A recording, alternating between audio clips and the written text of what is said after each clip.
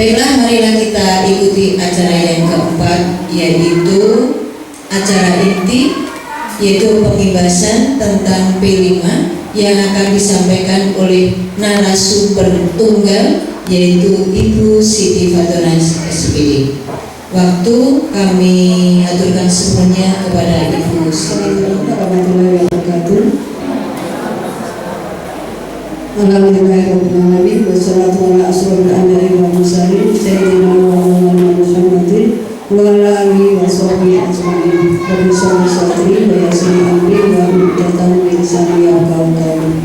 Kepada yang kami hormati Ibu Imarah selaku Ketua KTKS Kecamatan Bukit, kepada yang kami hormati Bapak Ibu Guru Kepala Sekolah Kecamatan Bukit, kepada yang kami hormati juga Bapak Ibu Guru kelas 2 dan kelas 5 Gugus Suroto yang sangat kami banggakan. Bapak Ibu yang saya hormati, pada kesempatan kali ini sebetulnya menyambung tadi yang eko tadi nih Bapak Ibu, itu ada eko enzim, kalau di sini eko print, ada satu lagi eko print. Ekobrik itu sampah plastik yang dimasukkan ke botol, itu nanti bisa dijadikan tempat duduk, bisa dijadikan kursi dan yang lain, itu namanya ekobrik. Jadi ada macam-macam eko, tapi bukan eko, ekobrik, ekobrik, eko enzim, ada lagi ekomi, baru di sini. Bapak Ibu yang saya hormati, sebetulnya untuk acara Loka Karya Project Pancasila kemarin pada waktu di Parimo 1 itu sudah disinggung sama Pak Kasidi itu, tapi ini adalah kewajiban saya untuk mengimbaskan ke Bapak Ibu, dan ini insya Allah nanti akan masuk di PMM di Bukti Karya. Nanti bisa Bapak Ibu lihat di PMM. Jadi nanti ini prosesnya dibuat video, nanti dimasukkan ke YouTube, dari YouTube masukkan lagi ke PMM yang Bukti Karya saya. Dan nanti Bapak Ibu juga bisa, seumpama Bapak Ibu ada kesempatan membuat acara misalnya workshop atau KKG atau apa, itu bisa dimasukkan di PMM. Nanti Bapak Ibu menjadi konten kreator PPM seperti itu. Jadi PMM itu isinya banyak sekali Bapak Ibu, tidak hanya pelatihan mandiri dari semua soal sampai membuat aksinya, kan tidak, banyak sekali ya. Ada bukti karya, ada video inspirasi, ada perangkat pembelajaran ada, kemudian asesmen ada. Itu silakan Bapak Ibu bisa memanfaatkan ya, karena banyak sekali yang bisa diambil dari situ. Ngerti awak dhewe ini itu kegiatan mandiri penggawe post test, terus modelnya harus dikuasai post test, kemudian hasil nyata dan turun sertifikatnya. Tapi ternyata tidak, ya Bapak Ibu mulai untuk dibuka untuk PMM-nya. Di monggo Buis mungkin hanya tinggal beberapa bulan, tapi bisa juga untuk saat sebelum pensiun. Nanti setelah pensiun mau BTT sebagai kepala sekolah monggo. Mungkin kecamatan mungkin kan masih banyak yang kosong ya. Mungkin mau BTT di mana atau belum ya. Nah sekarang mulai dari dini merefleksikan pengalaman dalam melaksanakan proyek penguatan profil belajar Pancasila di tahun pertama Bapak Ibu melaksanakan IKM. Di Kecamatan Bukit hampir semua sudah melaksanakan IKM, dan kemarin juga sudah membuat P5-nya. Nah sekarang saya mau tahu dari Bapak Ibu, monggo untuk selama 1 tahun yang kemarin pelaksanaan P5-nya di sekolah Bapak Ibu itu seperti apa? Monggo mungkin dari kepala sekolah dulu, apa yang sudah dilaksanakan kemarin di tahun pertama pelaksanaan P5, yang sudah dilaksanakan apa, temanya apa, kegiatannya apa.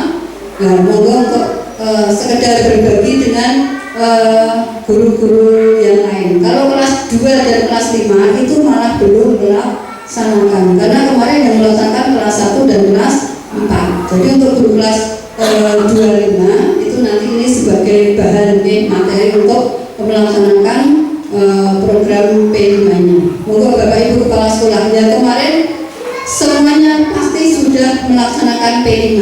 Nah sekarang saya mohon salah satu saja mungkin bisa merefleksikan apa yang sudah dilaksanakan di sekolah Bapak Ibu. Itu tadi ya temanya apa, kegiatannya seperti apa, asesmennya seperti apa, pelaporannya seperti apa, modulnya seperti apa. Mungkin dari Bapak Ibu, monggo kepala sekolah dulu karena kelas 2 dan 5 belum melaksanakan. Monggo Pak. Terus itu Bapak Ibu, gambaran pencapaian profil pelajar Pancasila di satuan pendidikan yang diharapkan seperti itu. Oke, dari beriman dan bertakwa dan berpuasa, berkepentingan global, gotong royong, mandiri, kreatif dan bernalar kritis. Kecil-kecil saya tidak bisa membaca. Terus, nah dokumennya itu nanti Bapak Ibu yang akan saya kirimkan itu bentuknya ada buku ada dimensi elemen dan subelemen, panduan pengembangan proyek penguatan profil pelajar Pancasila dan keputusan Menteri nomor 252 tahun 2022. Nanti saya kirimkan, ya, 22. Oke, nanti saya kirimkan ke grup bawah jadi mungkin mau dicetak atau mau dipelajari tanpa dicetak, ya, monggo nanti terserah sekolah masing-masing. Kegiatan kokurikuler, jadi tidak masuk intrakurikuler. Kalau intra itu adalah pembelajaran yang setiap hari kita laksanakan, namanya intrakurikuler. Kalau ekstra itu yang di luar intra, bisa itu kegiatan sore-sore itu nih, dengan ekstra. Kalau P5 adalah kokuris, itu nanti ada pemasukan video itu, tapi sebenarnya kelihatannya mengisi narasi dulu, mengisi seperti kalau nomor PMM itu kan ada narasinya dulu. Setelah kita mengupload file PPT-nya, kemudian ada narasi yang harus diisi. Nah, untuk bukti karya juga seperti itu. Terus prinsip pengembangan proyek itu Bapak Ibu holistik, kontekstual, berpusat pada murid dan eksploratif. Itu untuk prinsip pengembangan proyek P5-nya. Holistik ini kenapa Bapak Ibu? Nah, menyatu dari beberapa komponen. Kontekstual sesuai dengan yang anak alami, sesuai dengan lingkungan sekitarnya. Nggak usah ngomong misalnya pada nomor 4 kok disuruh membayangkan urip ning gunung iki kepiye. Nah itu kan mungkin tidak bisa membayangkan. Yang kita eksplor itu tadi yang sesuai dengan lingkungan sekitar murid. Terus eksploratif, mengekspor, bukan menggali. Guru itu nanti tidak hanya berceramah terus, tapi tidak tetap nanti anak yang akan bereksploratif sendiri. Terus berpusat pada murid. Berpusat pada murid artinya bahwa nanti guru hanya sebagai fasilitator, tidak sebagai segalanya. Kalau dulu waktu kita kecil kan gurunya guru kabeh, kita tinggal datang duduk dengar seperti itu. Kalau sekarang tidak. Kemarin di kurikulum kan sudah ada tadi kan. Nah itu ya temanya mau tema apa dan alokasi waktu proyeknya mau berapa lama. Kalau dimensi, ya seperti Bapak Ibu tadi sudah hafal. Kalau temanya nanti akan ada, setelah ini ada temanya, ada beberapa. Dan untuk SD itu nanti juga ada beberapa. Dan khusus untuk SMK itu ada 2. Jadi tidak semua bisa dilaksanakan dari SD sampai SMK.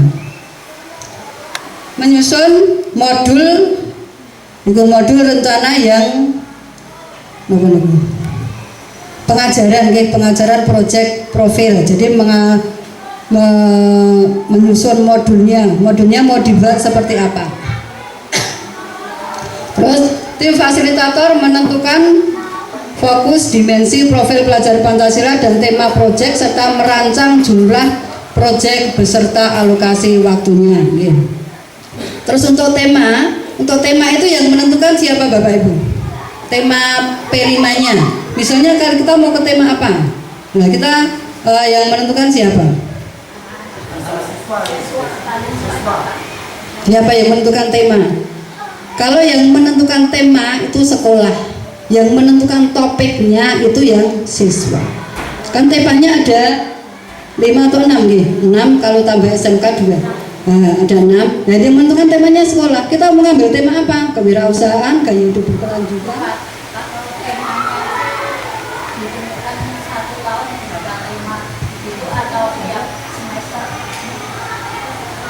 Nanti ada Bu, ada. Tapi untuk SD itu 2 sampai 3 tema dalam 1 tahun. 2 2 sampai 3. Tapi kemarin supaya lebih mudah nggih 2 mawon, tapi 1 semester 1 tema. Kalau 1 tahun 3 tema kan nanti terus nggih 2 3 dibagi 2. Nanti kan ini masuk sini masuk sana.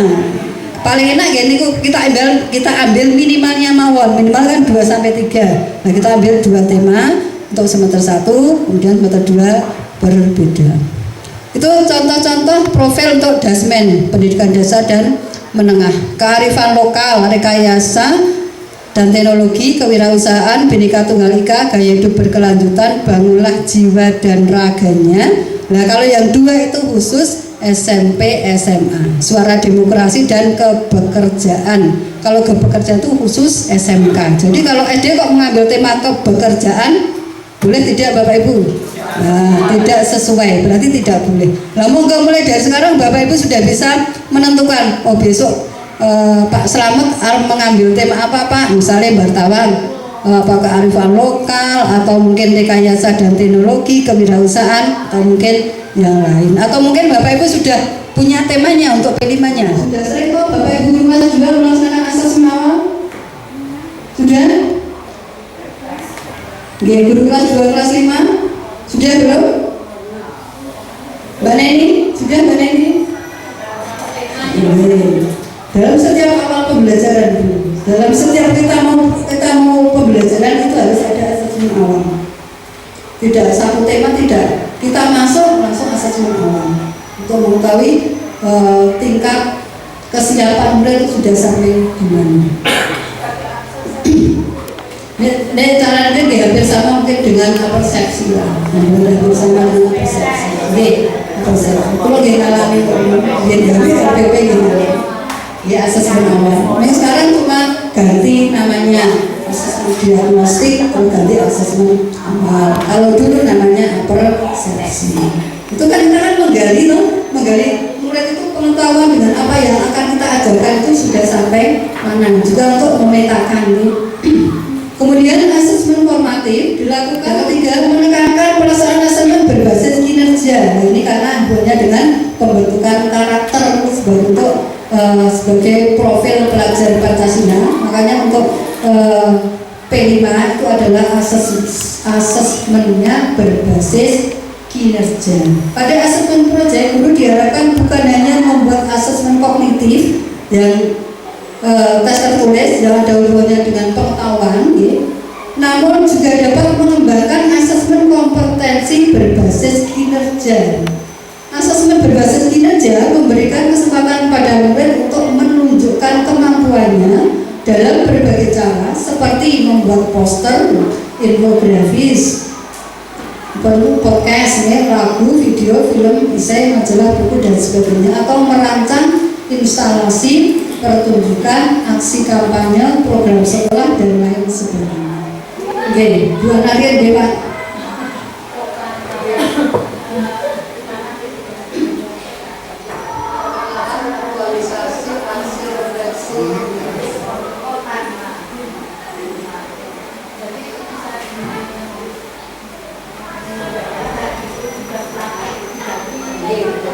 Ada yang 4, ada yang 5, ada yang 2. Tidak semua sama.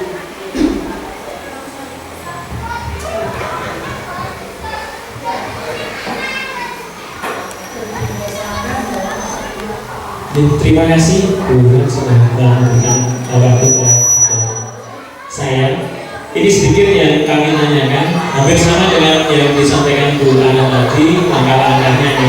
Kebetulan kami juga kemarin sudah melaksanakan, tapi hanya langkahnya yang kurang tepat ya. Bertanya, mohon nanti kami diberi contoh yang sudah panjenengan melaksanakan, tahapannya dari awal seperti apa, kemudian sampai hasil produknya seperti apa. Nanti mungkin kami bisa mencontoh secara langsung ke panjenengan. Kemudian nanti harapannya nanti kita juga mengikuti langkah-langkahnya, meskipun nanti temanya atau apa namanya kegiatannya berbeda, tapi paling tidak tahu prosesnya seperti yang sudah SD Paremono 4 laksanakan. Terima kasih Pak Rento untuk modul kemarin yang pertama tentang Ekoprint itu kemarin judulnya Ekoprintku Inspirasiku. Kalau yang kelas 1 itu judulnya Ekoprint Batik Ramah Lingkungan. Jadi ada judulnya Bapak Ibu.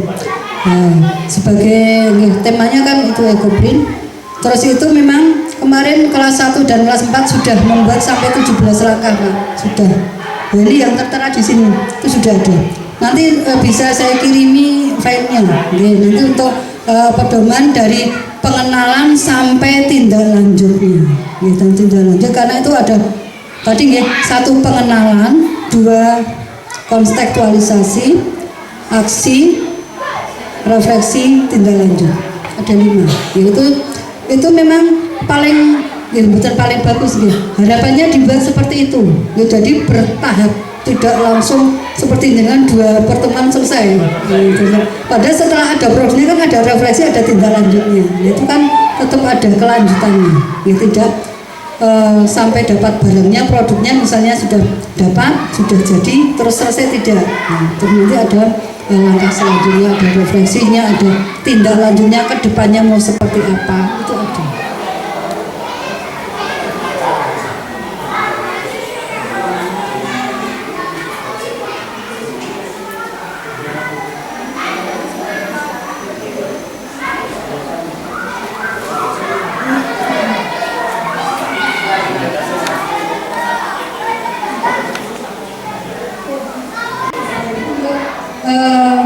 Elemen, dimensi, elemen dan sub elemennya termasuk kegiatannya ada di situ.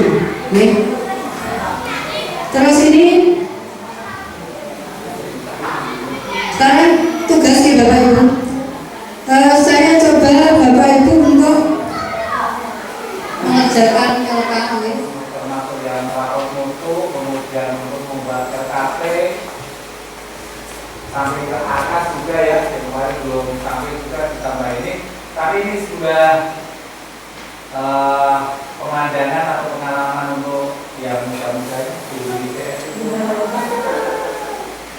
Juga terima kasih buat hanya kami banyak yang harus kami minta mungkin file-filenya dari pusat nanti untuk sebagai dasar kami melangkah meniru. Biasanya saya juga niru barang gali. Nah itu jelaskan itu kategorinya tidak mau berubah. Itu saja cuma terima kasih. Baiknya saja yang kami tunggu. Ya, terima kasih Pak Ses. Sebetulnya kami juga masih banyak belajar nih Pak Ses untuk P5 dan memang kalau betul-betul dilaksanakan bukan suatu pekerjaan yang ringan P5 itu, tapi sekali lagi yang penting kita punya kemauan. Kalau kita punya kemauan, insya Allah nanti langkah kita juga akan lebih ringan. Dan sekali lagi jangan dianggap membebani. Kalau dianggap membebani nanti betul-betul membebani. Kalau dianggap saja itu memang tugas kita, karena tugas kita sebagai guru kan juga banyak dan karena kita juga dulu waktu itu mencari pekerjaan ke Pasis, nah sekarang di pekerjaan bingung. Nah, kita kan benar kan mencari pekerjaan ini nanti gajian terus ini apa seperti saya kalau di rumah terus ya juga suntuk Nah kita diberi pekerjaan, alhamdulillah kok disyukuri mawon karena itu memang sudah Allah takdirkan kita menjadi guru dan Allah itu memandang seorang memberikan coba itu pasti memandang bahwa itu mampu. Kalau tidak mampu tidak mungkin diberi coba. Salah satu cobanya ini membuat modul perintilan dan lain-lain. Saya yakin semuanya mampu Bapak Ibu. Guru kelas 2, guru kelas 5 mampu, apalagi kepala sekolah lebih dari mampu. Yang penting ada kemauan, itu saja. Yang penting ada kemauan untuk mengerjakan. Ini pegang-pegang kayak iso tenang. Memang pekerjaan kita juga banyak sekali ya Bapak Ibu kepala sekolah ya kamu. Tapi kan kita juga yang penting bisa manage waktu ya. Berarti Pak Ses ini orang menggarap Riani kadang garap pegawai sekolah bareng seperti itu. Mungkin sampai jam saya biasa sampai jam 11 sampai di depan laptop saya biasa kalau dulu. Ada sampai suami juga dimarahin. Saya suami juga sering dimarahin seperti itu. Tapi karena memang itu kadang kalau sudah punya keinginan untuk nulis tulis wah sampai jam berapa. Tapi kalau